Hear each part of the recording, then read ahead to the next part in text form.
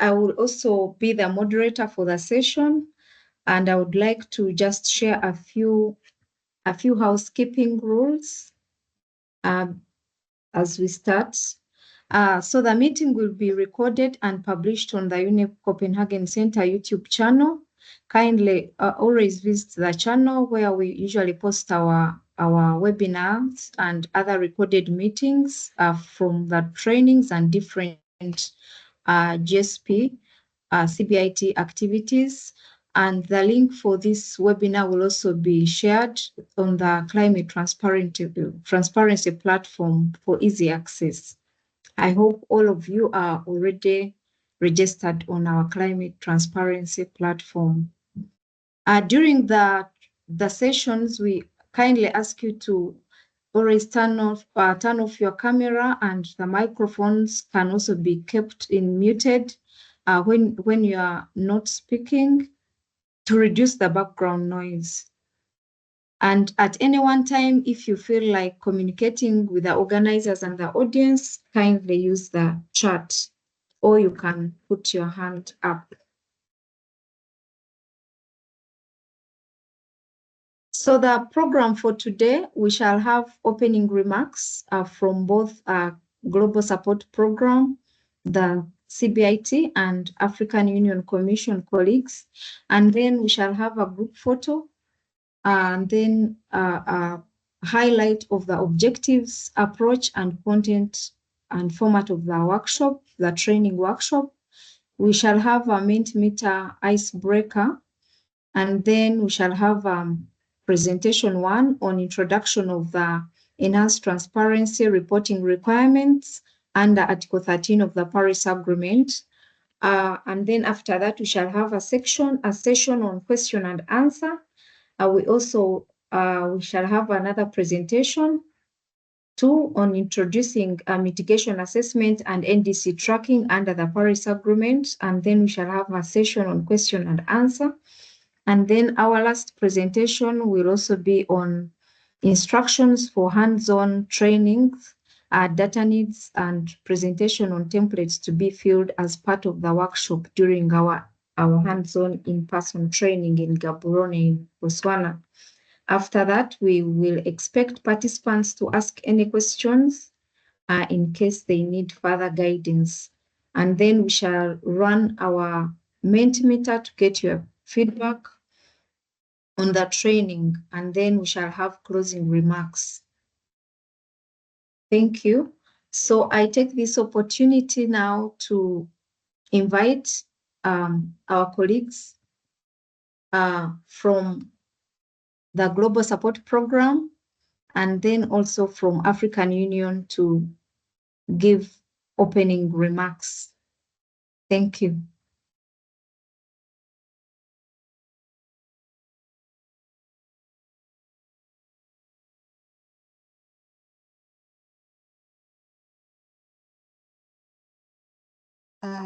Thank you, Sheila. I don't know who is supposed to start, African Union or Global Support? You can start. Anyway. Okay. Thank you very much, Sheila. My name is Caroline Tagirei, and standing in for our director, Mr. Hassan Nyambe, to just deliver these opening remarks. We are very grateful to all of you, for the member states, for nominating you to participate in this particular training workshop, hands-on training workshop that is upcoming, and also in this webinar. We also want to appreciate the support that we are getting from CBIT, GSP, and even from colleagues here from AUC who are supporting this process.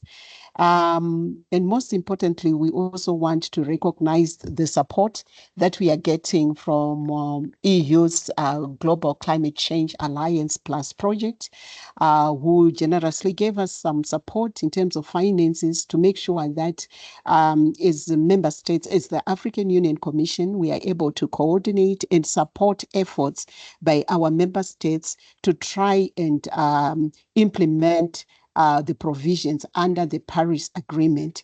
So we are very happy that this workshop is going to take place in Botswana, and that for this current webinar, all of us are geared up to know what exactly we're supposed to cover so that we come prepared for the sessions in Botswana. So we really want to thank everybody for being here this morning, and we say thank you and all the best in this webinar and in the upcoming training session. Thank you. I submit, Sheila. Thank you.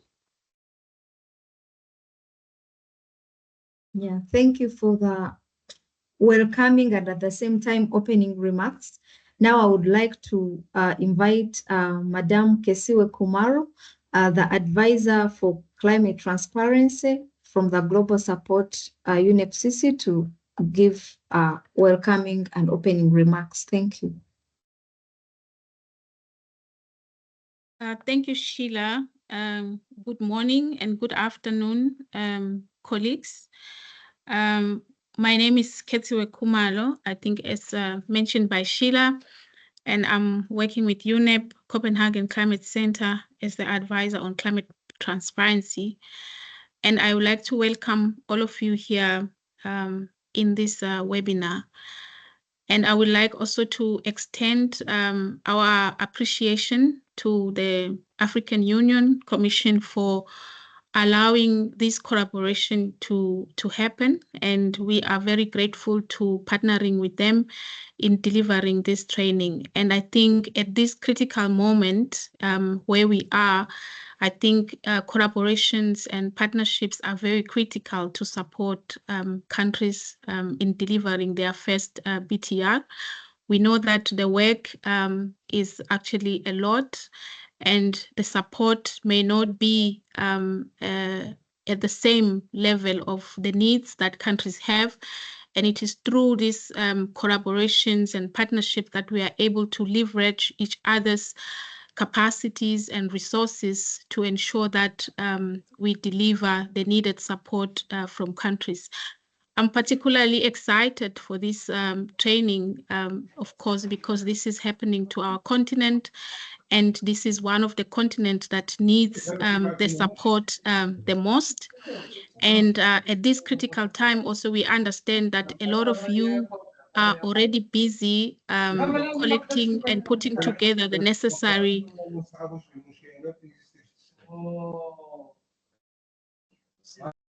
Sorry about that. So we are putting, countries are already putting together the necessary elements that will help them to advance their first BTR reports. I think it is our wish and hope that most of the countries, especially from Africa, submit their first BTR, because this will be a huge milestone for us, but also a huge political statement to the whole climate change negotiations and a framework on climate change, to say, look, the continent that is most affected by climate change and the continent that has the least resources in terms of human resources and also financial resources, the continent that does not have the advanced capacities but is able to actually put together and submit their first BTR. And just to also mention to countries that this journey and this process is a very good platform to actually learn and understand what is it that are the gaps and what are the challenges that we are having. And we don't have to stop because we have these challenges, we have these gaps. I think the purpose of the first BTR is just to set the baseline for everybody to understand where each country is in terms of capacities, in terms of the needs, in terms of the challenges. And within the framework of the enhanced transparency, we have the provision and one of the key important principles of continuous improvement. So we will have time on subsequent BTRs to improve our reporting, to improve our capacities, to improve all the different things that need to be improved. And just now, it's our time to actually draw the line in terms of the baseline, in terms of where we are and what we need. So I think this is also very important because it's happening at a time when also countries are revising their NDCs. And this process of BTR is going to allow us to understand within the framework of what we have committed in the NDC, what is working and what is not working, and then use this information to inform the subsequent NDC. So we are very excited to be where we are right now with all of you, and really looking forward to meeting you in Gaborone and engage deeper into this topic. So I will really wish and encourage all of us to engage, I think, through this webinar, and also prepare very well for Gaborone, because there we will have a lot of time to actually do hands-on training and actually get deeper and understand our NDC and how we can actually report progress made on the implementation of our NDC. So with that, I really hope and wish that we will have a very good, productive webinar. Thank you very much, Sheila. Over.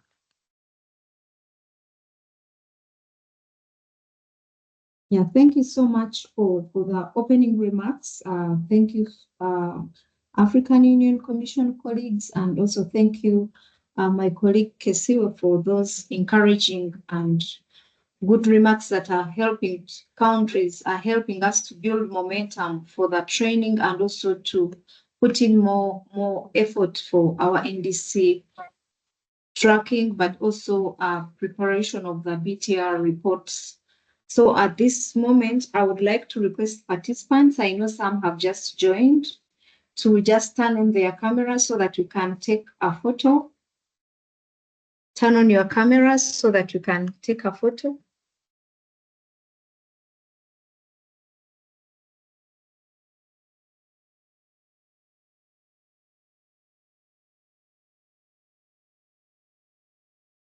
I can see some cameras are still off.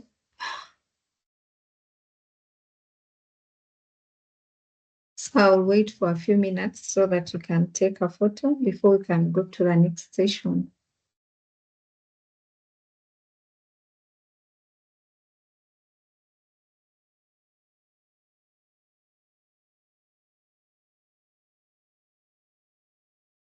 I will first take this.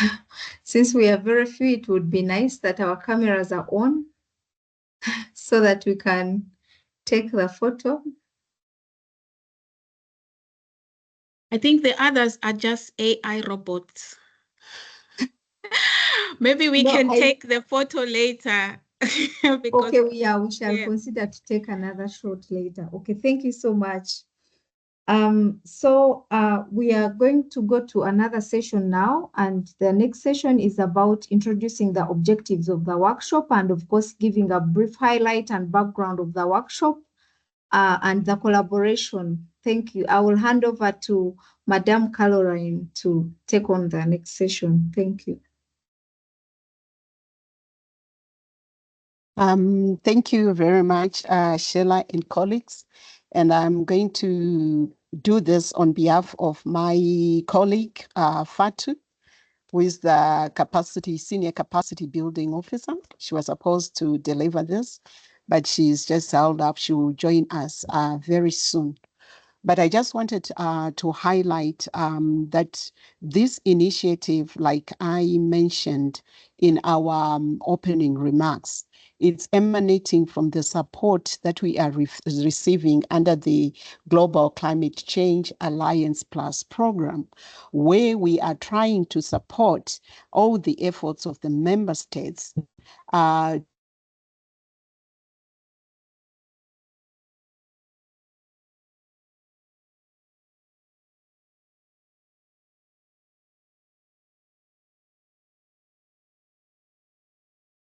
We lost Caroline. I'm not able to hear.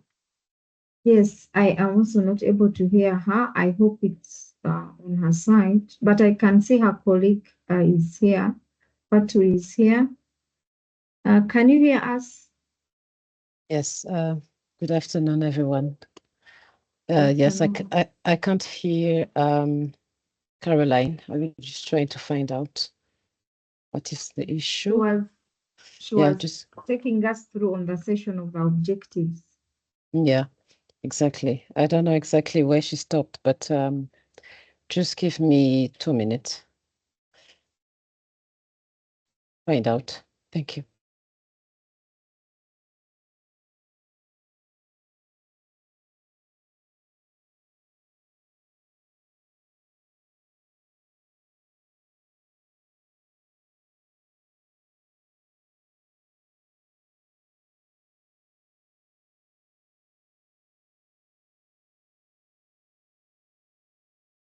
Hello. I don't know. Is Fatu in? It seems I'm Yes, having Fatu is challenges. here. Fatu Yeah, is Okay. here, but we can hear you. You can continue from where you stopped. Okay, I'm having a challenge with my connectivity, but I'll continue. Thank you very much for that. So as I was saying in our African Union Climate Change and Resilience Development Strategy and Action Plan covering the period 2022 to 2032, we have highlighted the need for the AUC to coordinate the member states' efforts in the implementation of the Paris Agreement and including the convention, and also in assisting in the development and implementation of the NDCs. So in line with that, we saw it fit that member states, as they are now supposed to be submitting their first BTR, like what Ketsiwe mentioned, by 31 December 2024, there is need to capacitate the member states with the required capacity for reporting the first BTR. So with the support of, in collaboration with CBIT, we came up with this proposed workshop. And we are really looking forward for participation of all member states. And we look forward to making sure that all of us are capacitated to be able to report what we are doing, to track our implementation, and also to try and see how we are trying to achieve our NDC targets. So the overall aim of this training workshop is to have a general overview of the reporting requirements under Article 13 of the Paris Agreement. And also we want to ensure that countries are able to progressively track their NDC targets and to conform to UNFCCC's modalities, procedures, and guidelines for reporting under the Enhanced Transparency Framework. And we all know that you cannot manage, you cannot control, you cannot improve what you are not measuring. So it is very important that we track our NDCs, we track the progress in terms of our NDC implementation. So the specific objectives in this training workshop is to enhance your expertise in terms of understanding reporting requirements under Article 13 of the Paris Agreement, and also to deepen the understanding of all of you experts on the progress in implementing your NDC mitigation commitments under the Paris Agreement, including, as we all know, the common tabular formats. Those are mandatory. We are mandated to make sure that we report in the common tabular formats as well the information that is relevant to tracking our NDC targets. And also we want to provide participants with an overview of specific arrangements and key components of a sustainable institutional arrangement, because that is very key to make sure that we have sustainability in reporting our NDCs. So that is something that we are going to focus on even during this training workshop.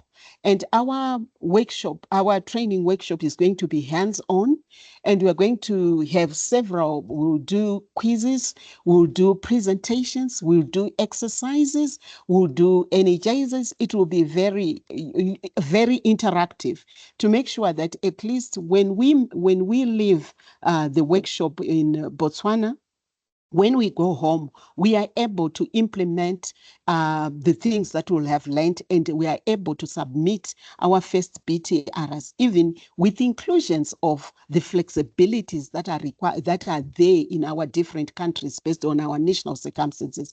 But we want to make sure that we have addressed the data requirements, the data accuracy, and things like that to ensure that we are tracking the progress of our NDCs and the achievement of our NDCs. Also, that will help us in our revision of our third generation NDCs. So basically, that's what I wanted us to cover, and my colleagues here can help out if I've left anything in terms of the specific objectives for the upcoming training. Thank you. I submit, colleagues.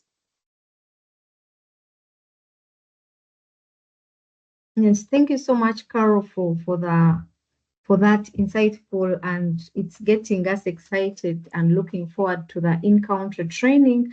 And to just now go according to our agenda, our next on the agenda is the icebreaker, and I would like to once again welcome participants who have just joined us. I'm going to share the Mentimeter for the icebreaker, and I will request participants to download the Mentimeter on their gadgets, either on the laptops or on your computers or on your phone. You can just go to internet and you put www.menti.com, and the code is 35633628, and then we shall take you through the different questions. But I'm also sharing the code in the chat for easy access so that we can go through this faster. So I will request participants to go to Mentimeter and use the code 35633628, but you can also scan the Menti code on your screens so that you can be able to participate in the Menti. Once again, the code is 35633628. But you can also follow on your screen or scan the QR code to be able to access the Menti. I can see we are only 2. We're expecting around 16-20 participants for this session. I know that we have not received the best attendance for today, but I hope other participants will be coming. So for those of us who are here, kindly download the Menti, www.menti.com, and to be able to participate in the icebreaker. Thank you so much. I can see 5 participants are already in. So I will ask the first question. Where are you joining us from?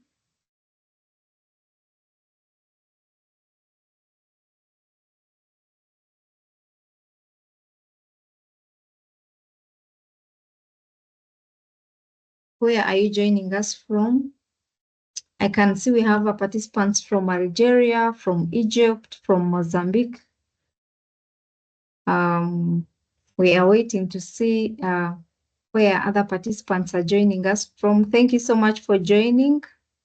From the MENA region, from Anglophone, we are happy to see you. I can see only, we have someone from Ethiopia. Thank you for joining. Thank you for joining. I hope other participants will also be able to join us. So far, we have only 4 people who are on the Menti. Kindly download www.menti.com. The code is 35633628 so that you are able to participate. So which emoji best describe your current state of mind? Kindly tell us how you feel today. How do you feel today? Which emoji best describes your state of mind today? Thank you. I can see party time. Thank you. I can see someone is in the mood of smiling. That is very good. Thank you. Thank you. As we wait for more participants to join in. Wow, thank you. Thank you. We are happy that you are motivated and fine. Thank you. We are happy to know that you are doing good. You are okay. Yeah, there's someone who is feeling so lovely. That is so beautiful. Thank you. Thank you for those. So what is your deepest fear about climate change? Yeah, as it's our next question. What is your deepest fear about climate change?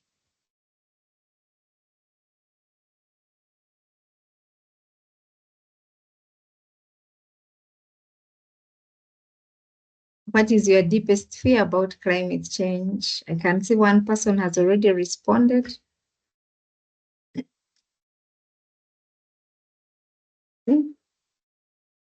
What is your deepest fear about climate change? Losing everything. Okay. Everything. You mean everything. Okay.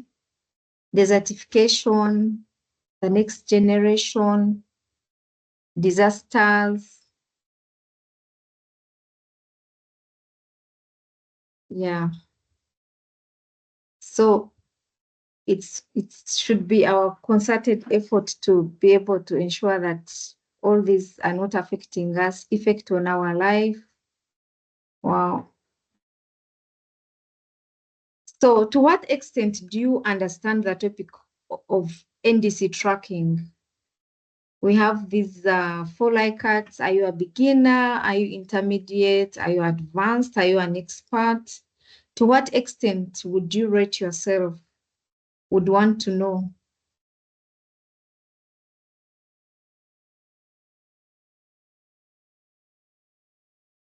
To what extent would you rate yourself in terms of your knowledge and understanding on NDC tracking?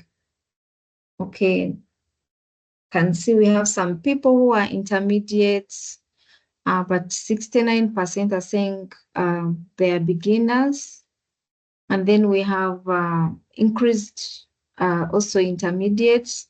So the good thing, all of us, we shall learn together so that we can at least be advanced by the close of the workshop, of the training. So kindly, if you have any other questions, always ask in the chats. So what are you looking forward to in Gaborone, in Botswana? What are you looking forward to? What are your expectations? What are you looking forward to?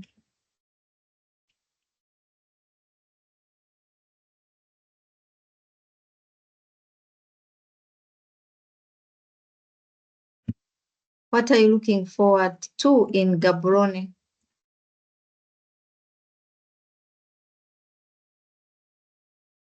Eating food, seeing elephants, networking. In terms of NDC tracking, what are you looking forward to? Yeah. Good understanding of MPGs. Thank you. Okay. Thank you. And of course, thank you so much for joining, and see you in Botswana.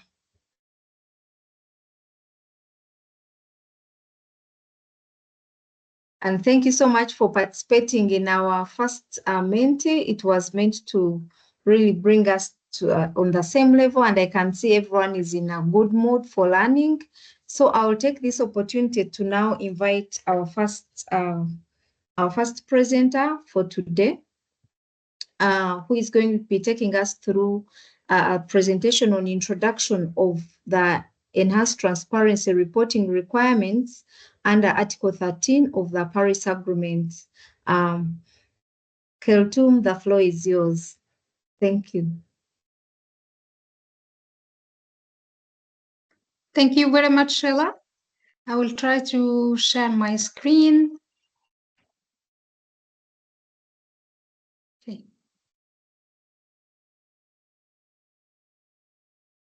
So, yes. Can you see my screen now?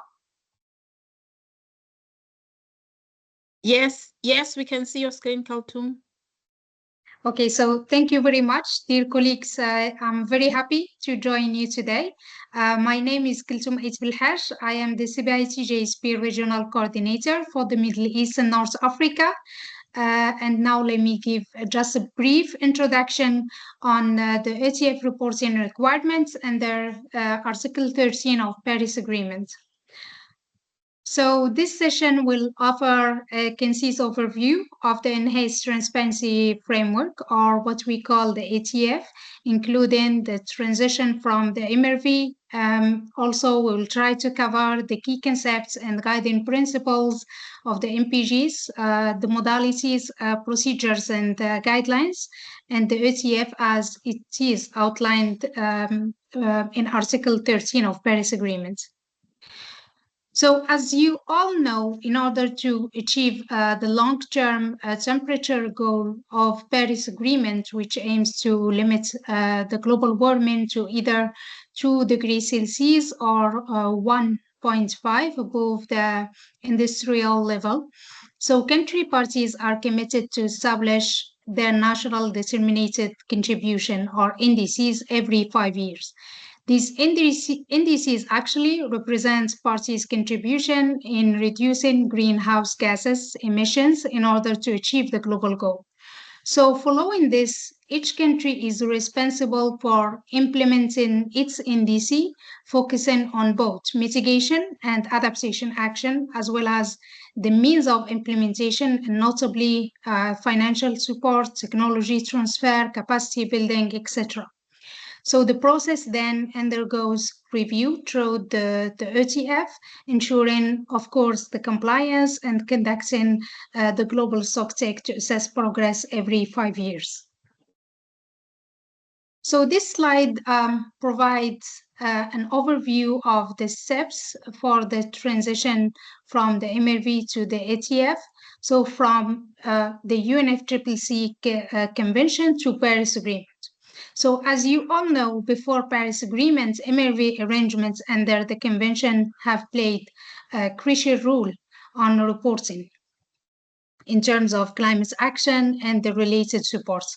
So parties to the convention were and are still required to submit the national communications to the COP every 4 years. In 2010, the landmark Cancun Agreement took the transparency arrangement to the next level. So in addition to their national communications, parties agreed to share updates on climate action and support, but this time every 2 years. So in parallel, 2 separate processes to assess this information were created, and this include, of course, the International Assessment and Review Process, or the IER, for developed countries, and the International Consultation and Analysis Process for developing country parties. In 2015, under Paris Agreement, and building on that experience and lessons learned from the MRV arrangements under the convention, parties decide to further advance the transparency arrangements by establishing the ATF. The ATF actually, as stipulated by Article 13 of Paris Agreement, the ATF is one common framework applicable to all parties, with some specific flexibility provisions provided to developing country parties that need this in the light of their capacities. So the purpose of the ATF in general is to build mutual trust and confidence, and to promote effective implementation through the transparent sharing of information between parties. So as you can see here, the ATF has 2 main purposes related to climate action and climate support. So the first one is to provide clarity on NDC progress tracking and adaptation actions. And the second one is to provide clarity on the support provided and received by parties. And all of that is to inform the global stocktake of Paris Agreement. So the first question, what is the global stocktake? The global stocktake is actually a 5-year checkpoint, so it aims to assess collective progress toward the global goals of Paris Agreement. It serves as a transparent and comprehensive review mechanism. This figure shows the link between NDC, ATF, and global stocktake in 4 steps. So after the communication of NDCs, parties submit their biannual transparency reports or BTRs to track progress in terms of GHG inventory, in terms of NDC tracking, adaptation and impacts, and also the support provided, needed, and received. So each BTR receive a reviewing process after that all that information serve the global stocktake process, which need to be undertaken every 5 years. So what is the difference between the MRV and the ETF? As you can see here in the figure, under the convention, all parties are required to submit their national communication every 4 years, and in addition to the biannual reports or BR every 2 years for developed country parties, and the biannual updated reports or BURs for developing countries. But under the ETF, we have one common framework, which means for all parties are required to submit biannual transparency reports, BTR, every 2 years. Here, it's very important to mention that countries party to both the Convention and Paris Agreement will continue to submit their national communication every 4 years. Additionally, under the Convention, we were talking about 2 review and analysis processes, such as the IER, or the International Assessment and Review for Developed Countries, and the ICA process, which is the International Consultation and Analysis. And now, under the ETF, we talk only about one common process, which is adopted for all countries. It's the Technical Expert Review, or the TIR for BTRs. So the approach is actually the same, even for the multilateral consideration. Now, under the ETF, we have only one process for all parties, which is the FMCP, or Facilitative Multilateral Consideration of Progress. Under the ETF, all parties shall report. Shall, it means mandatory, and should, it means voluntary. So all parties shall report on information related to the national GHG inventory and information necessary to track progress of the NDC, which means that these 2 areas are mandatory. So the only area which is just voluntary for all parties is the information related to climate change impacts and adaptation. However, regarding the support, we have 2 kinds of reporting requirements. So for developed countries, they shall provide information on supports provided and mobilized. But for developing countries, this area is only voluntary. And of course, it needs to be on the support needed and received, or even mobilized and provided if it exists. So the TIR review process and the FMCP are both 2 mandatory processes for all parties. So since you submit the BTR, the technical expert review will be conducted, and then the FMCP. So as everybody knows, we have one deadline of the submission of the first BTR for all parties, which is December 2024. But for LDCs and sites, they may submit the reports at their discretion, which means that for these countries, they can have some flexibilities even in terms of the deadline. So as we mentioned previously, under the ATF, the information submitted by each party in its BTR shall undergo a tier, and the tier review the consistency of information reported in terms of NDC progress and support. And for those developing country parties that need flexibility in the light of their capacities. So the review process assess also these countries in identifying capacity building needs and also to identify areas of improvement. So then the tier elaborates report, which serves as an essential input for the FMCP, and then which allows also after an open dialogue on climate actions, successes, and challenges. And these two processes are mandatory for everybody, as it was mentioned before. So the ATF is guided by a set of principles outlines in Paris Agreement and in the modality procedures and the guidelines, MPGs. So these principles apply to all elements. In general, the ATF is first, respecting national sovereignty, building on enhancing the transparency arrangements under the convention, and we already saw that, providing flexibility to developing country parties that need it in the light of their capacities, promoting the 5 key concepts of the ATF, which means the TACCC, or transparency, accuracy, completeness, consistency, and comparability. And also avoiding double counting.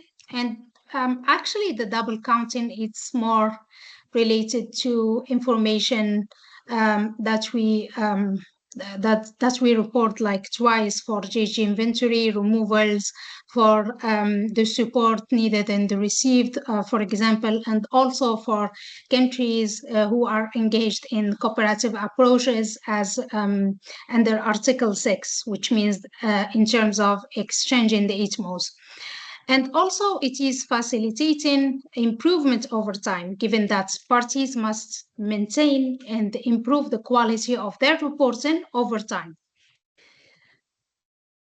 So here as a conclusion, transparency extends beyond the reporting and review of relevant climate data and information. Actually, it helps to track emissions and impacts, to identify needs and priorities, and to track progress toward the achievements of the global goal of Paris Agreement.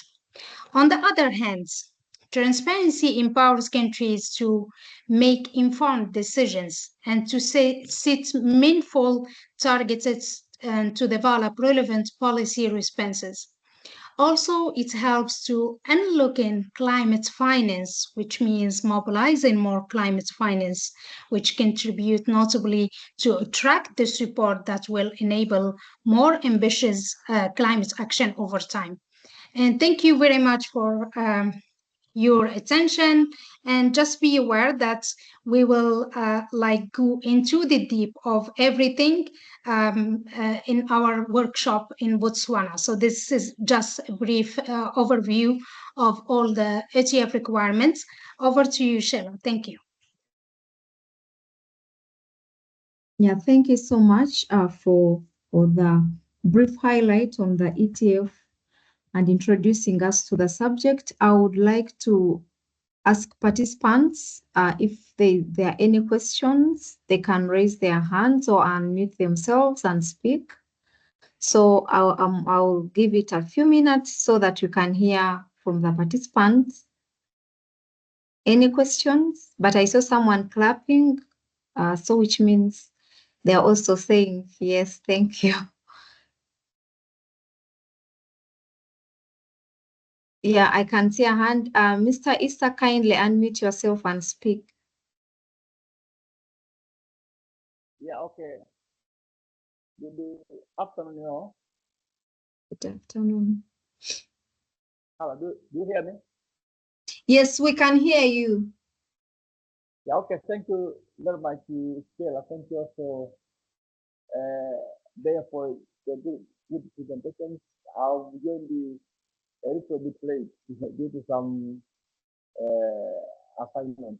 That I see the webinar is very interesting because it addresses a number of issues.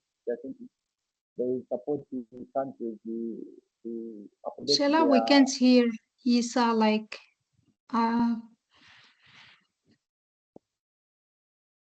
you just speak So- up, Isa, if you don't mind?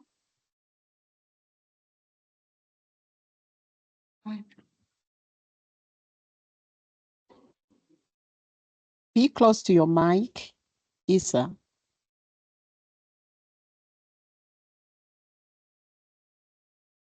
Hello, Isa, can you hear us?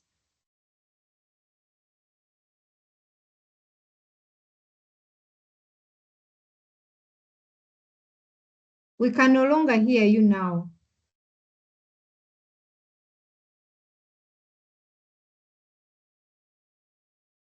Maybe you can type your question in the chat as we wait for more comments or questions from the other participants.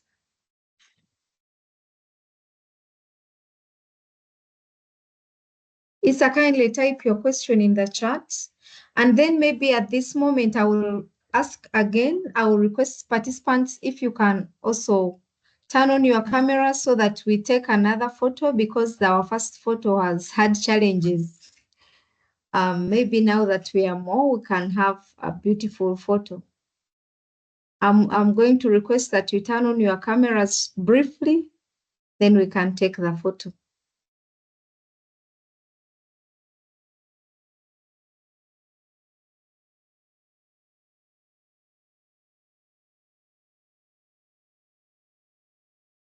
Thank you, thank you. Still, we have some that are not on.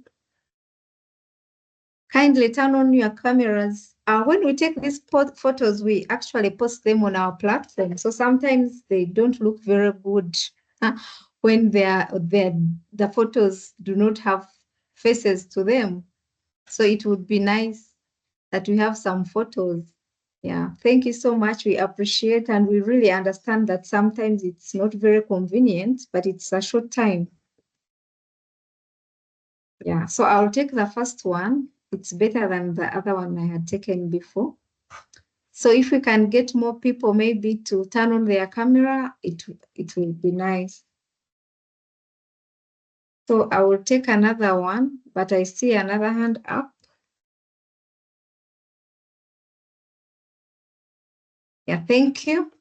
Thank you so much. I think this one is better. I see another hand up from Azizi.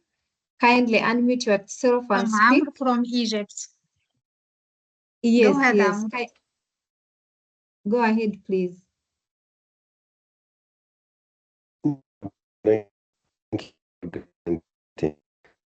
Actually, I need to be sure that you are including the checking tools, the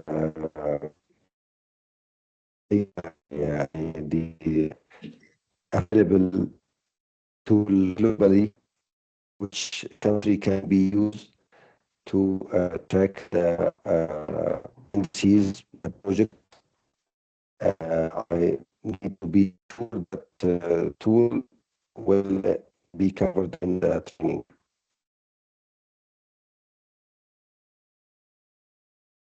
Did you get the question very well? Your voice, we cannot hear you very well. I was requesting that if you can just type your question in the chat, I think then we can be able to respond to your question. I think the audio is not so clear from our side. Yeah, My even voice for me. clear now? Okay, I'll type it. Okay, I'll write it. Okay, thank you. Okay, thank you so much. We you so much, appreciate Amr. that.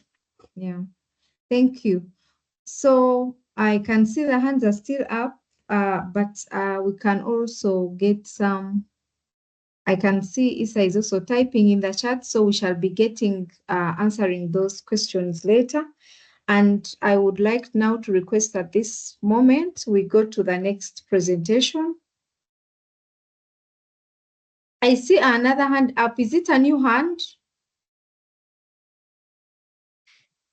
No, it's just Okay. Isa and All right, so I can share the presentation. I'll be taking us through the next presentation. So if you can allow me to share my screen.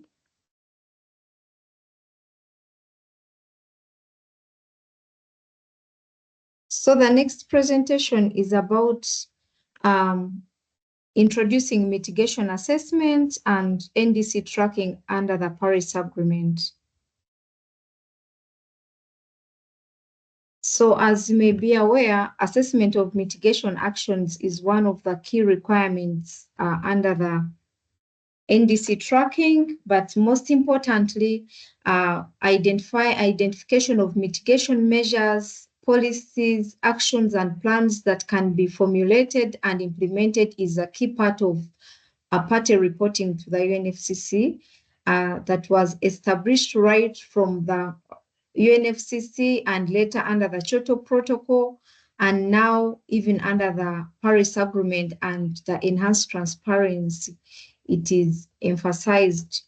So in that regard, parties are required to identify the type of actions, policies and plans, and measures that can contribute to the amount of GHG available in the atmosphere, their associated objectives and the co-benefits in terms of the economic, social benefits expected from the implementation of those mitigation actions.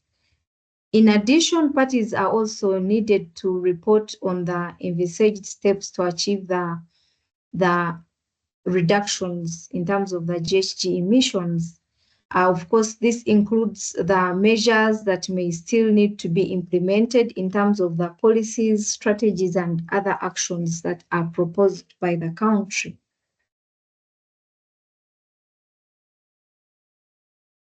So just looking at how countries or parties are required to report, there is a structured way on how countries can do this by looking at it in form of a cycle assessment of mitigation actions, where countries can first understand the GHG emissions through a selection of the existing GHG emissions, and then analyzing policy context in terms of the available policies for the different GHG actions or mitigation actions, and then identifying also under policy analysis, a country can develop can identify the development priorities, and then also under selection, they can a party can identify potential actions, but also in addition to that, then they can assess the selected actions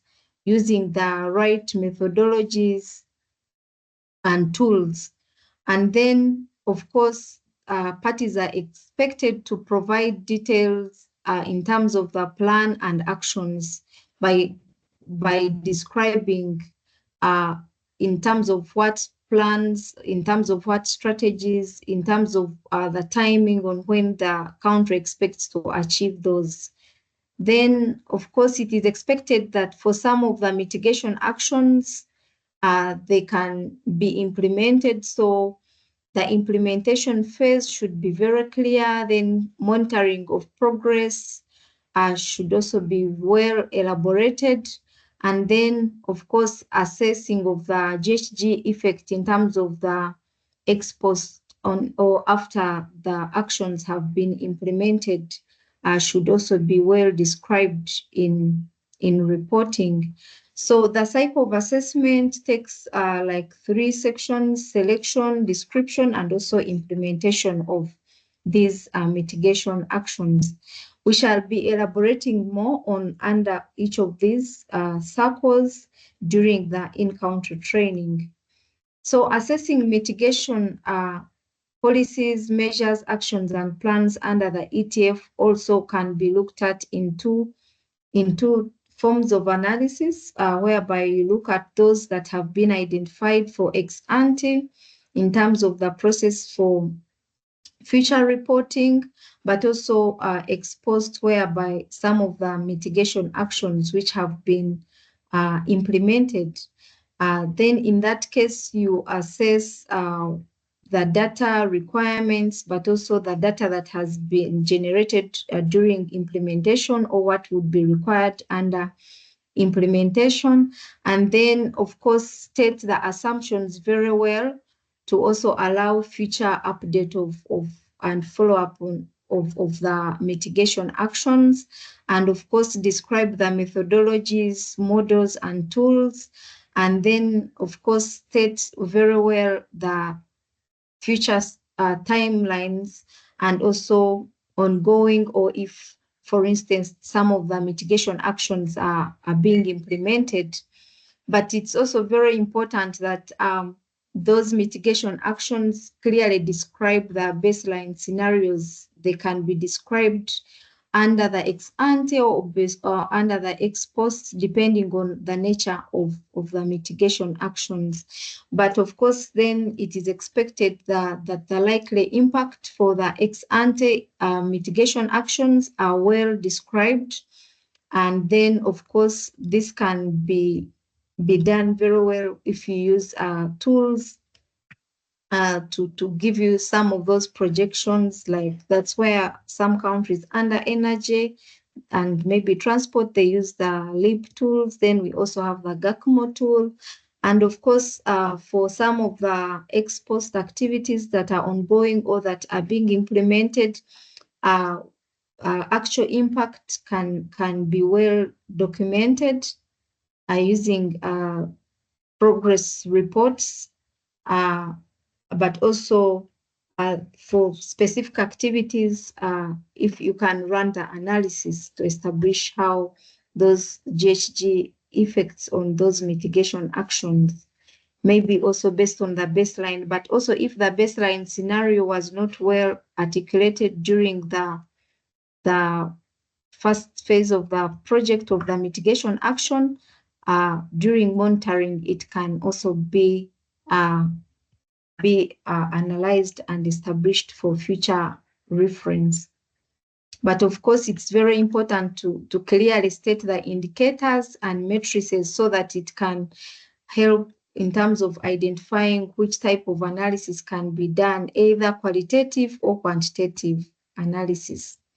So it is also very important to understand the data needs for assessing mitigation policies, measures, actions, and plans under the ETF.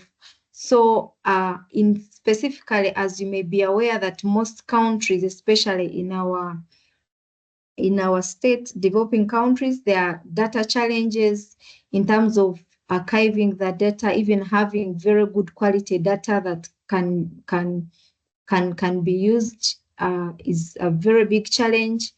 So we are trying to now guide here on how you can organize your data by, for instance, prioritizing data collection efforts, and then have a session of selection of data that has been collected, and then look at what is missing in terms of data gaps, and then you are able to fill the gaps. But also, if there are data gaps that are missing, clearly state the assumptions.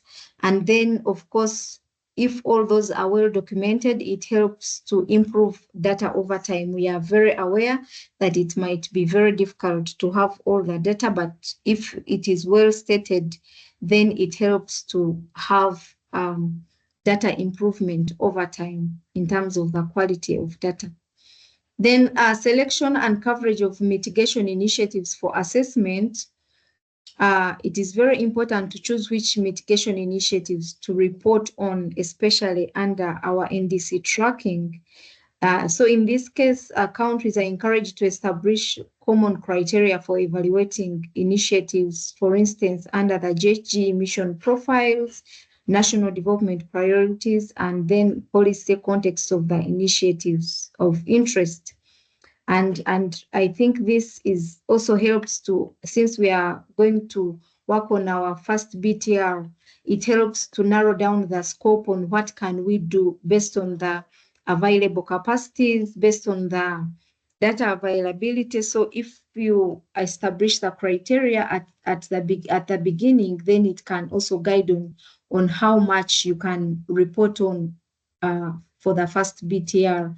And also, of course, it is encouraged that selection of mitigation initiatives for assessment and reporting, one should be able to identify a subset of key mitigation initiatives that can be easily reported on instead of identifying the entire set of mitigation initiatives undertaken in the country. And of course, as well as a country identifies these subsets, they have to have more significant and observable impact on GHG emission reductions in sectors and of relevant key categories in the national GHG inventories. I will show you an example on how you can prioritize some of those subsets of key mitigation initiatives that are identified within the GHG inventory, the national GHG inventory.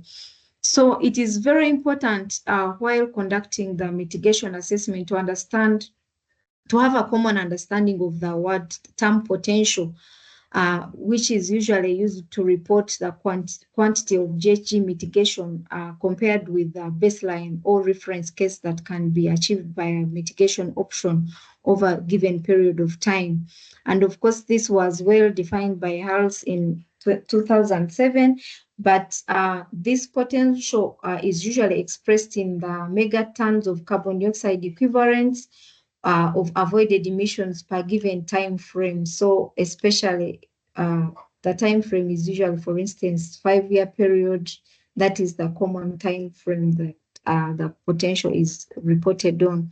But to just mention that mitigation actions also contribute to the objective of stabilization of the GHG concentrations in the atmosphere at a level that would prevent the dangerous anthropogenic interference with climate system by promoting the efforts to reduce or limit emissions or enhance the GHG sequestration potential. So it is very, very important that countries understand which actions bring the most potential. For instance, looking at the national GHG inventory for this country, you see that the observed trends can provide a good insight into which mitigation potentials can be identified in terms of which ones are high, and of course, which areas can be very important or identified for further mitigation, future mitigation assessment. So when you look at this graph, some of a country can choose, for instance, using this graph to prioritize some of those that have high mitigation potentials for assessment and reporting. So of course, after you have gone through all that process, you narrow down the list. But of course, I will just mention that some parties may choose not to prioritize and select actions, but instead take all the assessments, a full set of the actions identified. But that would be maybe to the advantage of maximizing opportunities for support. But also, if you choose and select and prioritize, it can also help to progressively improve in reporting. So as parties narrow down the list, number of possible mitigation actions may be large. So the considerations can mainly be that the assessment of individual possible mitigation actions provide insights into possible mitigation potential, and of course the cost of actions, and then expected sustainable development benefits of actions, and then under subsequent selection of mitigation actions, then for future clarity, can consider expected GHG emissions, sustainable development benefits, and also most importantly, the feasibility of implementation in terms of capacity, funding, technology, and then of course politics, but also the policy available at national level to sustain the implementation of some of the identified mitigation actions. So of course, I would like to also present these helpful sources of data and assumptions for assessing mitigation. But of course, considering that countries are organized differently, so you might find that some of these might not be well organized in the structures of each of the countries, but they are just guidance to help where some of the data can be identified. For instance, in the national GHG inventories prior to national communication or prior national communications, and then the energy statistics and energy balances, then national economic and demographic statistics and surveys, planning reports from utilities, relevant studies, for instance, the low carbon scenarios and low energy assessments. Then, of course, if the country does not have the data on that, they can also pick some data from international and studies that can also help to fill the gaps, and then also develop consistent energy use and emission accounts for the base year, and if relevant, other historical years. And of course, generally strategic documents, policies, legal frameworks, and other programs and project activities, if well documented at national level, can also provide some of this data for mitigation analysis. So this section tries to elaborate more on the different stages in the different phases of mitigation assessment.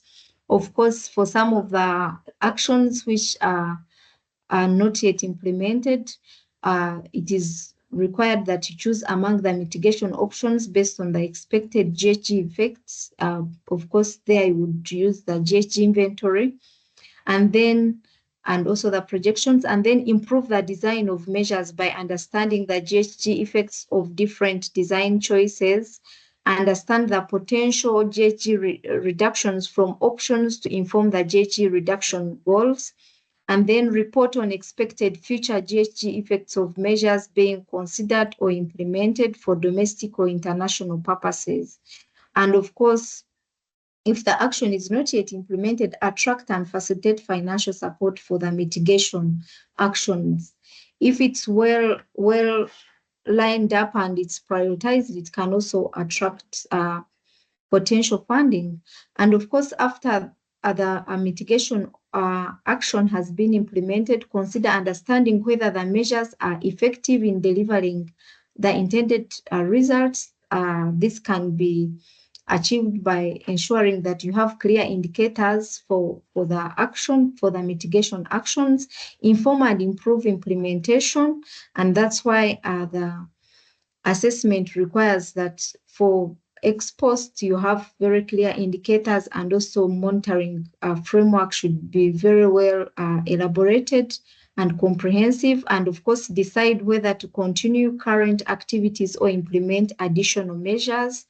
And that one can help to improve capturing information for the effects of that mitigation action.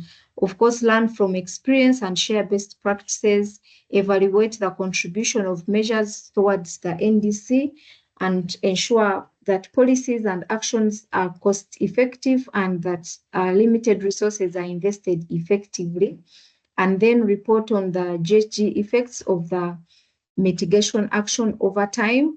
You can choose to have short-term, and then medium-term, and then long-term effects on that mitigation action. Then meet further requirements to report GHG reduction from mitigation action. So generally, the overview of the steps on how this whole process can help NDC tracking by indicators. Of course, the first part is identify the indicators for the action for tracking for NDC in your NDCs, and then provide information for each of the identified indicators for reference points and reference levels, baselines, base years, and starting points. All these will be well elaborated on during the hands-on training, and then provide the most recent information for each of the identified indicator. It is very important, especially considering each reporting year during the implementation period of the NDC. And then, of course, compare steps 2 and 3 to be able to track the progress made. So this is generally how then the NDC tracking comes in after you have done well on the mitigation analysis. And of course, this has multiple benefits at international level. Then you are, as countries are able to meet the reporting requirements, but at national level, it also helps now to have clear policy making and decision making, especially helping on prioritizing the mitigation actions and implementing them, and then enhancing the understanding of the available options associated with GHG results and costs and benefits, and then enable tracking of effectiveness of measure to facilitate correct measures and gain acceptance at national level. And of course, this process helps as part of financial measures in prioritization of support, demonstrate potential for funders and investors, and also enable the MRV of projects and programs, and of course, build trust among those that are providing resources. So this is the end of my presentation, and I would like to thank you for listening to me.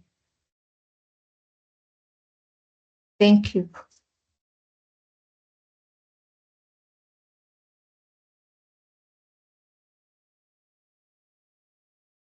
So at this moment, I will request if there are any questions or even questions in the chat. Let me check before we can go to the next session.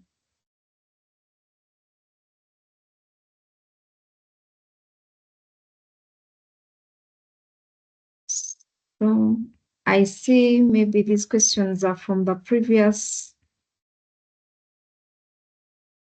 and I see there were responses, so I think maybe I will not repeat them. Yeah, but if there are any questions from this session, we also have some time. You can ask or you can be typing them in the chat. And if there are no questions, I will invite my colleague to make the next presentation. The next presentation is about the introducing instructions for hands-on training in terms of what do we need as participants to prepare in terms of the data, the presentations, the templates to be filled. Yeah, like how do we prepare ourselves, of course, without forgetting that you need to come with your laptops. So I will hand over this next session to my colleague, Kesiwe, if there are no questions. Over to you, Kesiwe.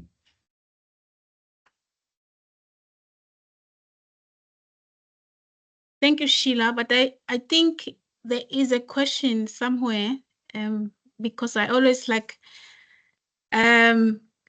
enjoy having conversations with participants. I know that sometimes it's difficult to speak because of internet, and that is why we then ask participants to write on chat, but it's actually a very good thing to interact with the participants.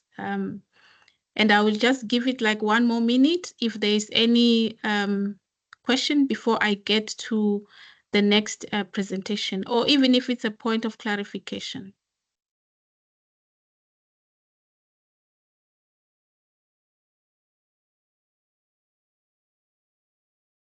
Yeah, there's one question for you, Sheila, on the chat, but please, participants, if you can, please do speak. It's always good to hear your voice.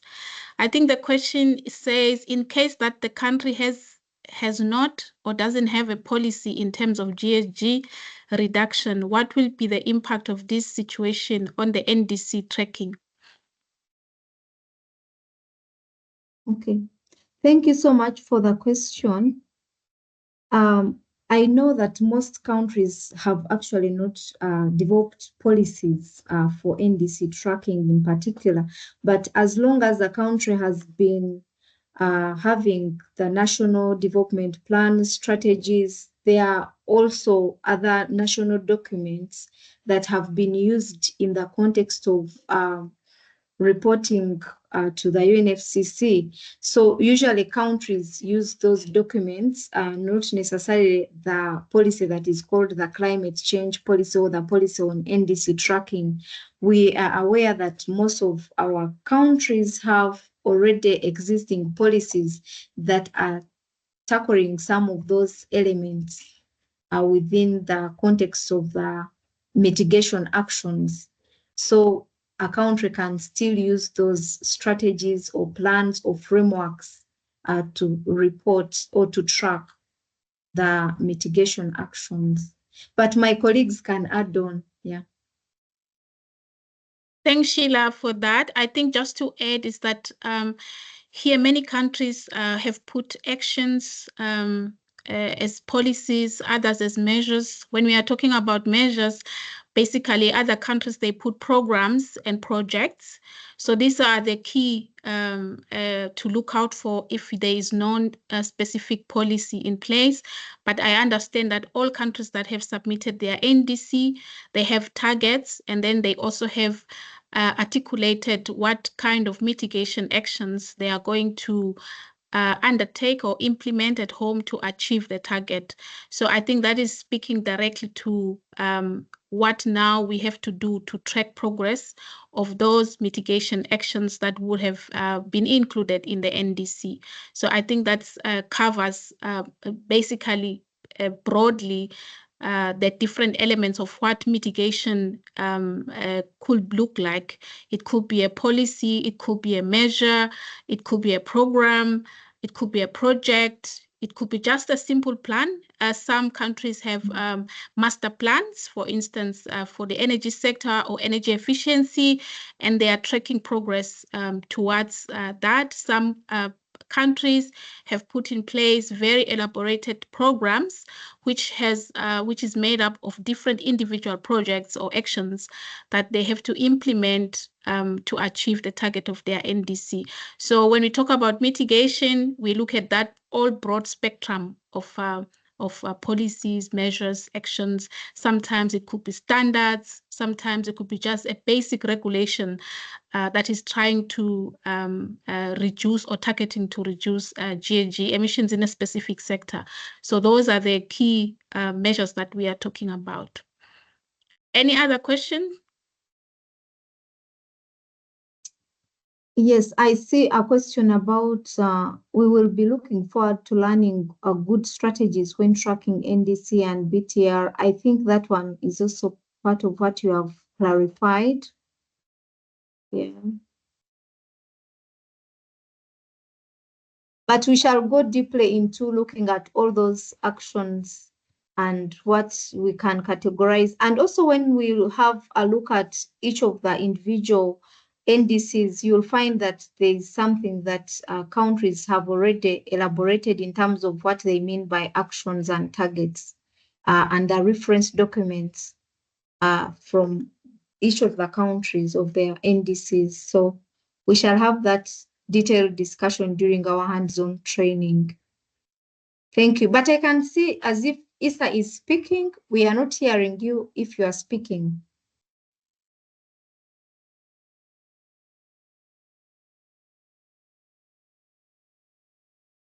Yes, Issa, you have the floor. You can unmute yourself.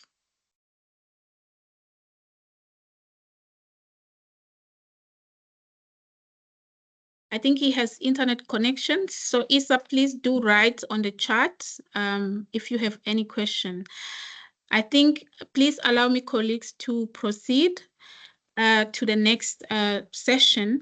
I think we have now heard from Keltum in terms of what the ETF is and what is the architecture, the key principles, and also she gave us a sneak peek in terms of what are the expectations in terms of the different reporting elements that are required under the ETF.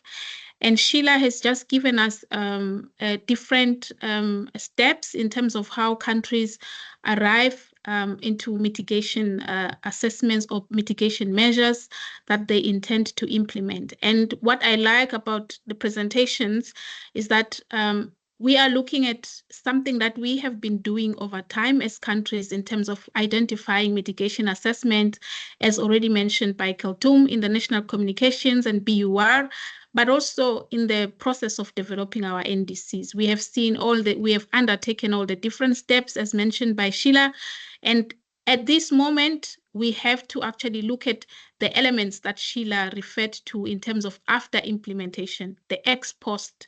So now we have put in place our mitigation. We have done this when we are doing our NDC. So with the BTR, we are actually at the ex post stage, and after the implementation or during the implementation, where we are now tracking progress, understanding if the potential a GHG reduction that we anticipated when we were designing these measures, are we achieving those goals or not? So to prepare for the presentation, for the training in Gaborone, we have a small assignment for you. I will just take you through 3 different slides just to guide you on the assignments, and I'm going to show you the templates that we are going to use. So the whole purpose, as we know, that this training is intended to be a hands-on training. So we have prepared templates. This will be shared to you immediately after this webinar. And these are Excel file. There's one Excel file, and this Excel file has got 3 sheets, worksheets. So we have the first sheet, which I have named Table A, and then we have the second sheet, which has named Table B, and then another worksheet, which is named Table C. And the first Table A, it's actually focused on description of the NDC. So you will have the information to fill that is asking you about some key elements on your NDC tracking. From my side, my slides are not moving, so I'm going to control this manually.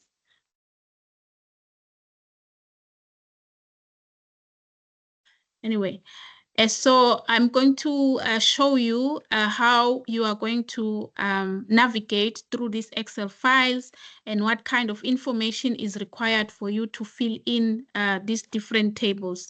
So moving on, because this is not moving, so I want to go directly to the Excel file just to show you how to navigate that. Can you see my screen? Yes, we can see your screen. Yes. I don't know if others are seeing your screen. Yeah. Maybe we need to hear from the participants. I can see. Yes, so Okay. thank you Okay. for confirming that.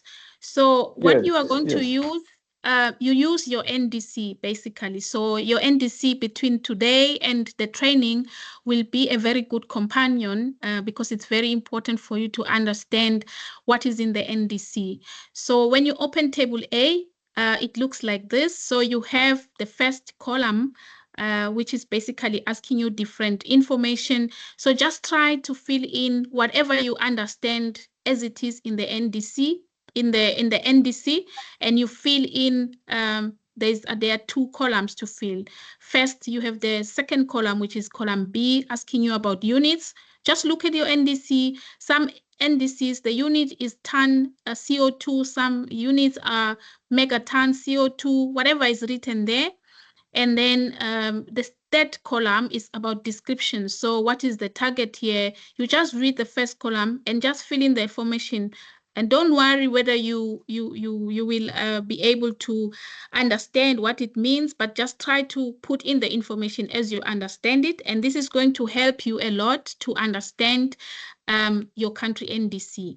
And we are going to start here when we start the training, because we want that by the time we get to Gaborone, everybody has a fair, good understanding of what is in their NDC, so that we are able to use this information. I want to draw your attention to these small purple boxes that you see here. It means that there are comments. These are just guiding comments in terms of the information. If you click here, and then you will be able to see I've provided some examples in some of the comments. And you can also see here there's an example. So that means you are looking at what is written in your NDC vis-a-vis the guidance that you have in the comments. And table B, we have table B1, table B2, and table B3.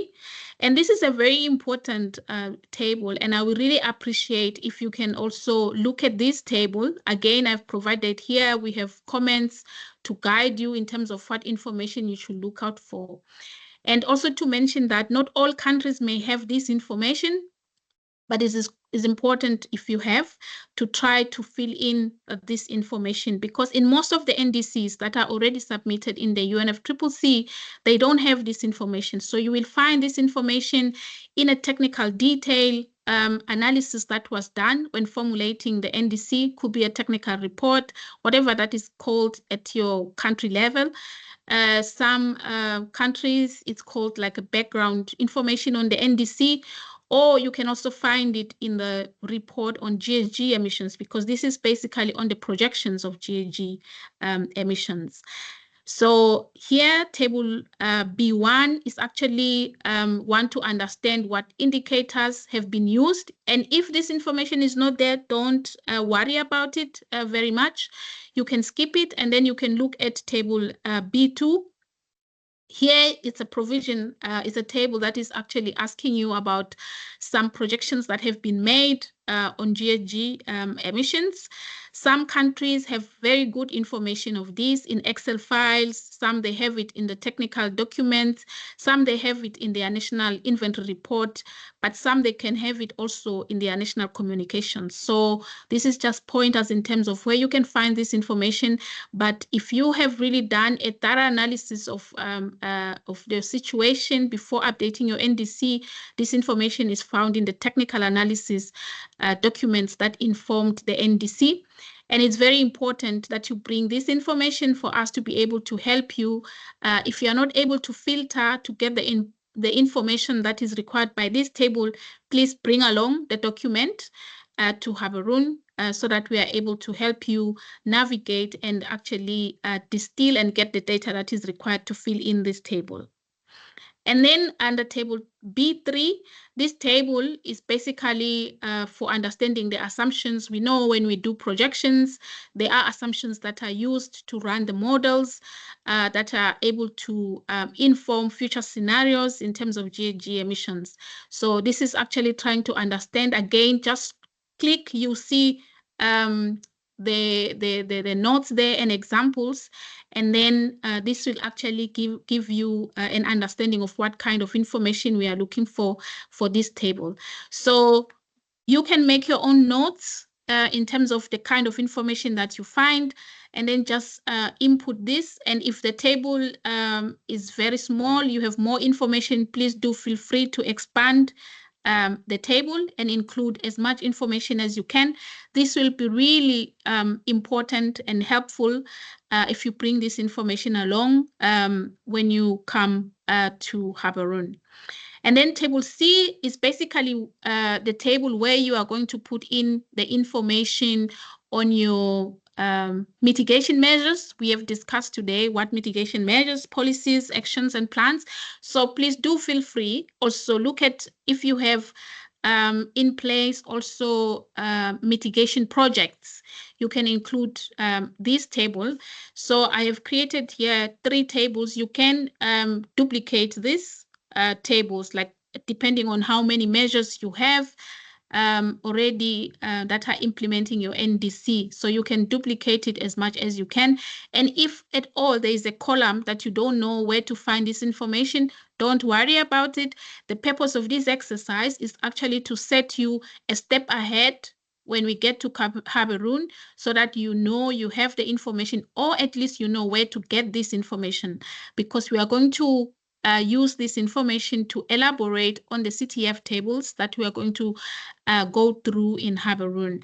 So this is basically how the Excel files look like, and this will be shared to you before, just immediately after this webinar, and we kindly request that you send back your files.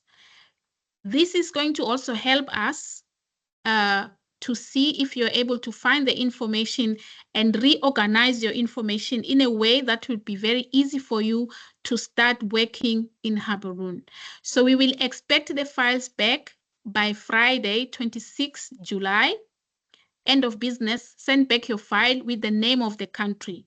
So once you fill the file, just change the name and say Sierra Leone if you are from Sierra Leone, Uganda if you are from Uganda, and we are going to use this information that you would have put in the files to actually organize it for you so that when you get to Gaborone, you are not going to have any problems. And it will be important also, as I mentioned, try to get and have it with you in Gaborone, your NDC, and any technical documents that informed the NDC. And if you have any other relevant documents that you think you might need, just bring them along. You can save them nicely in a nice folder so that you have all the information in one place. And just to mention that we are not going to be working in groups, but we are going to be working individually using our own NDC. And we know that there is no country that has the same NDC as the other. So it is very important for you to actually really try at least to do this homework, because this will help you to be ahead and also to understand your NDC better, so that we know when we get to Gaborone, because we are not going to have a lot of time there, you should have easy access to the information that we will need. And the purpose of this, as the heading of the meeting says, and as it has been emphasized by the AUC, is that this is a hands-on training. Our intention is that you go back home with at least filled common tabular formats, and that takes you one step ahead in your BTR process. So please do this homework, and we will be there to support you to fill in the CTF tables. So I will end it here, Sheila, unless there are questions. Thank you. Over. Yeah, thank you so much for that elaborate explanation on the tables, and I will be sharing those tables immediately after this webinar. Like the instructions we are saying, kindly have a good folder with the NDC document of your country and any other relevant documents. You could, if your country has an NDC implementation plan, it would also be very good that you have it. If your country has an MRV framework for NDC, all those documents that are related with the NDC development process, you could consider coming with them along. And then she mentioned the deadline of 26th. I will also mention that so that we can have enough time to look through the tables that you have filled. And of course, if I was from one of the countries and I'm working on the NDC, this is a very big opportunity, because then you don't have to repeat the same exercise. You would just improve it based on the availability of data and how you are improving data. By the time you report, then the country will have moved a step ahead, and it would help fast track the process. So I am waiting for some of the questions and maybe points of clarifications from participants before we can go to another session.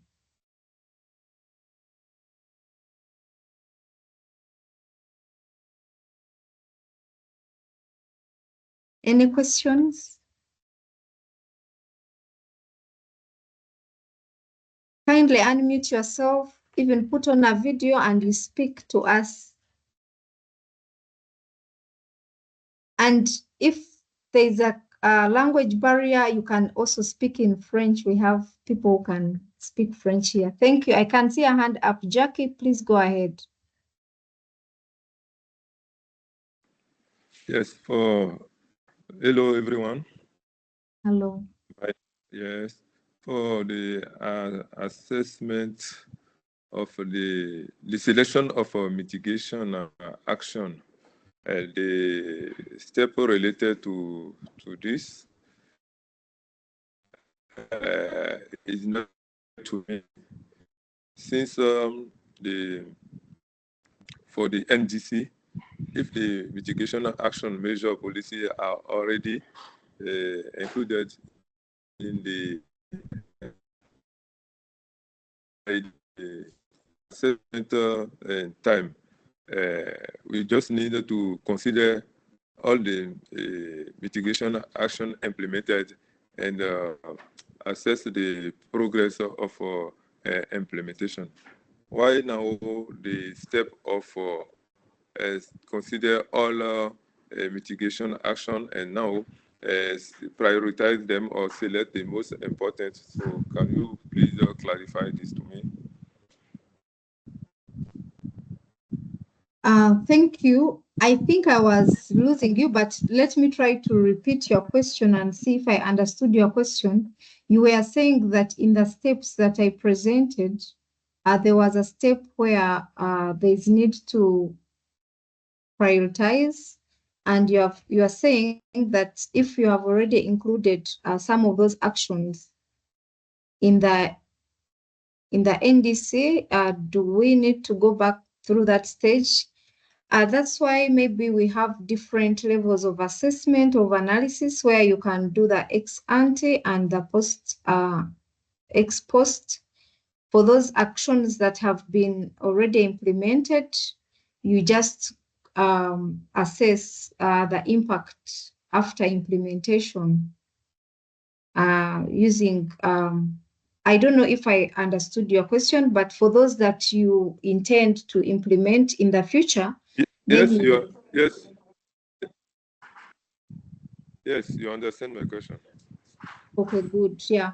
So that's why we have two types of analysis. So if you have ongoing actions or those that you have already implemented and you included them, then you can also have projections run by considering different methodologies for ex post and ex ante.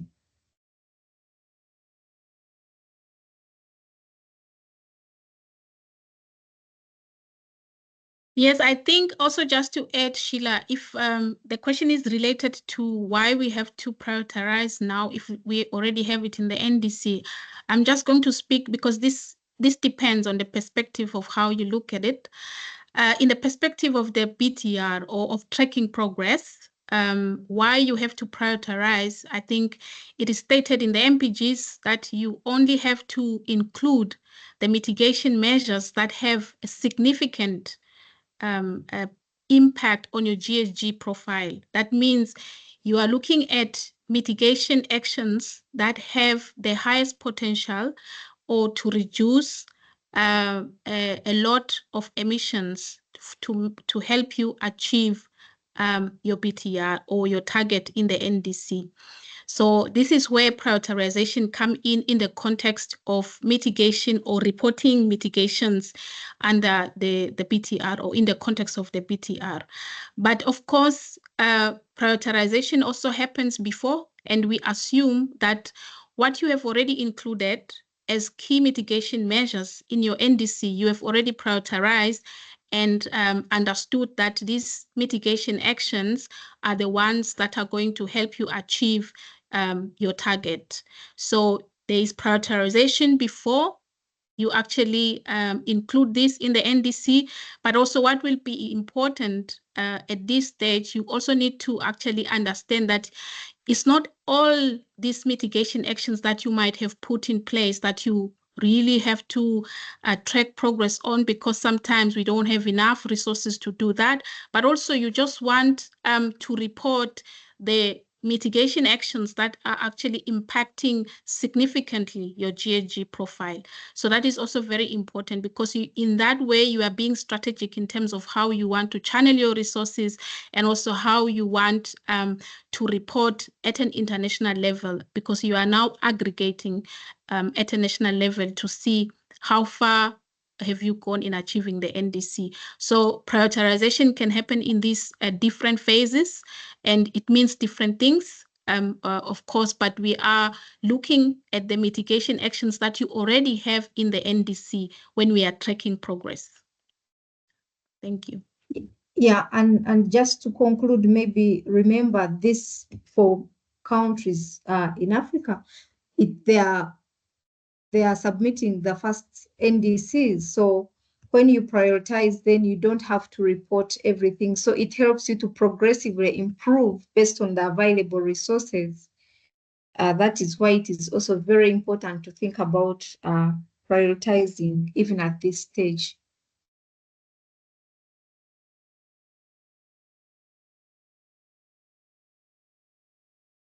So I can see your hand is still up. Do you want to add something? No, it is okay. It is okay. Thank you very much. Yeah, thank you too. So any other questions or points of clarification before we close? Because we have one session to close.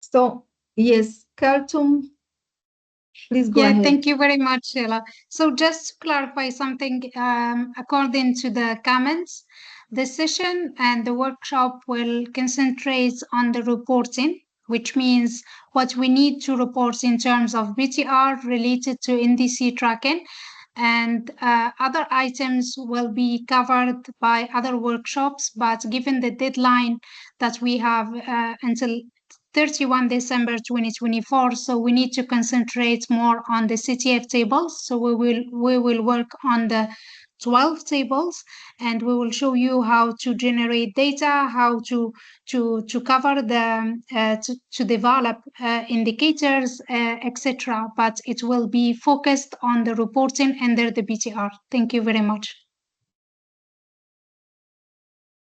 Yeah, thank you, Keltum, for that clarification. So I will go to the last session, second last session before we can close. We have a feedback Menti, which I will be projecting shortly.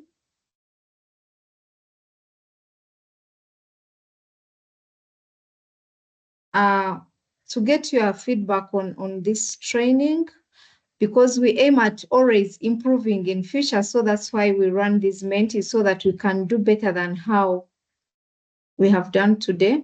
So I will still request that you get the instruction, you get the instruction page. As you can see from the instruction page, the code is 8134407. And then you can go to Menti, www.menti.com, and you enter that code to be able to participate. So I will request that you kindly do that. I'm putting the link in the chat for easy access so that we can get your feedback.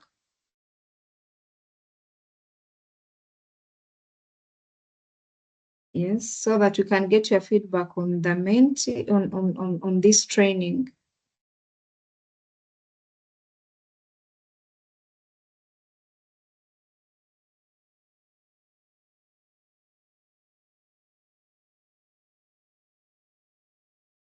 Okay, thank you. So I can see we have some people already kindly join the Menti, but there are few, so I'll wait a bit. Join www.menti.com. The code is 81344407, so that we are able to go through the few questions. There are just few questions to get your feedback. So we would like to understand if the information provided in preparation for the training is clear and easy to understand. Please let us know. Thank you. And please, if you have not understood, I'm always available. You can always write to me and I deliver your clarification. Thank you. Then how satisfied are you with this training? I can see we only have 4 people participating in the Menti, who are 17. And of course, when we are doing evaluation and we are around 17 people in the meeting, 4 out of 17, sometimes they don't make a good number for feedback. So I would request that you join the Menti. You can go to your computer and put www.menti.com, use the code 81344407 to join this Menti so that we can have a realistic feedback. So that was the first question. How satisfied are you with this training? We can see only 3 people have given us their views. Yeah, thank you. Kindly join the Menti so that we can have a realistic feedback for future improvement. So how relevant was this training for your work? We are happy to know that it's relevant for your work. Thank you.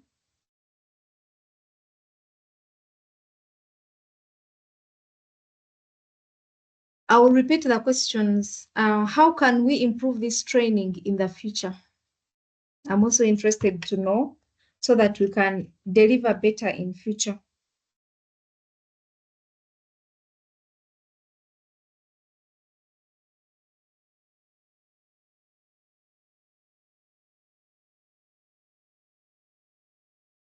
How can we improve this training in the future?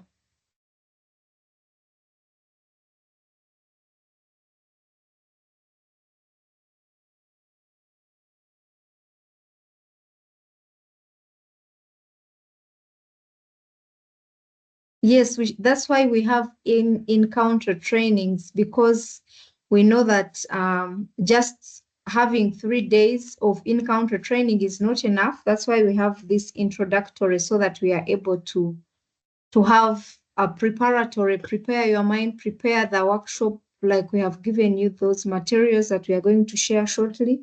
So it helps to use our time productively during the hands-on. And we take note of these responses, case studies, show examples on how to fill the table. Yes, we shall show you examples, but we wanted as much as possible to use your country data.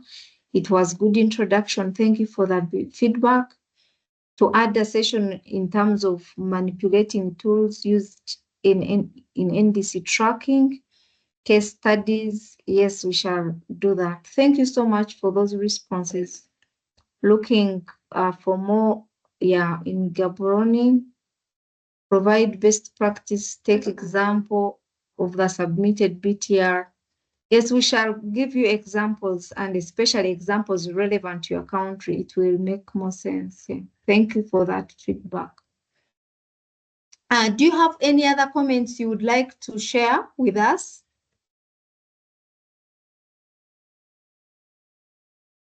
Any other comments?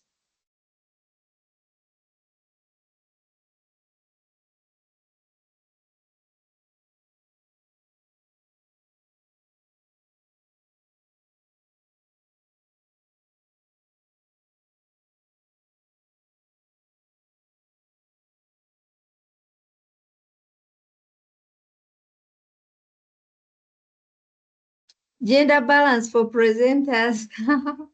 Okay, we have taken note.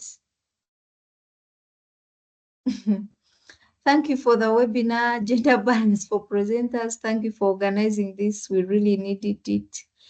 Extend the delay of training in the future. Extend the delay of training in the future. I expect to understand how to use the common reporting table. Okay.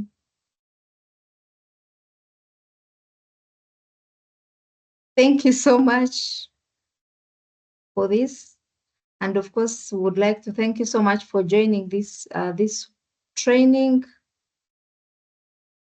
We appreciate that you were able to take your time to join in. And we have taken note of gender balance.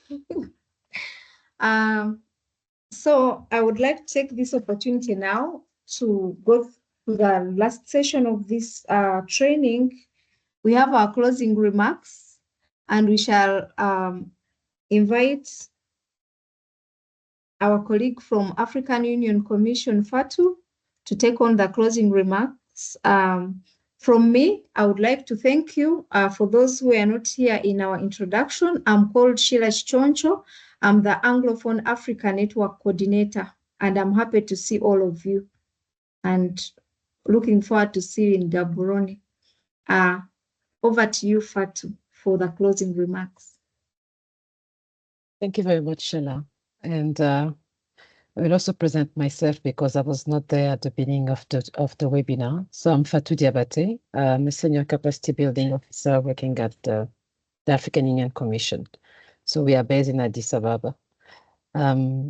As a closing is just to thank you for participating into this webinar, to thank the colleague and partners from CBIT for the very insightful presentations. We all look forward to seeing you in Gaborone, and we hope that during the quiz you will be very active. We'll have an energizer session, so we will try to have you getting feedback from you. As Ketiwe said, it's good to interact with trainees, so we look forward for that in Gaborone. Sorry, electricity just went out. If you cannot see me, went off. So thank you again. I just want to emphasize something which is very important for the hands-on training. The homework that was present, I think it's very key during the training session that we are going to have in Gaborone, which is not only giving you the opportunity to go and actually see the different mitigation action that you have in your country, but you may learn even more than you thought that your country could put in place to mitigate GHG emissions. So with those few remarks, it's really just to thank you, and we look forward to seeing you in Gaborone. Thank you. Yeah, thank you. So you can put on your cameras and say bye-bye.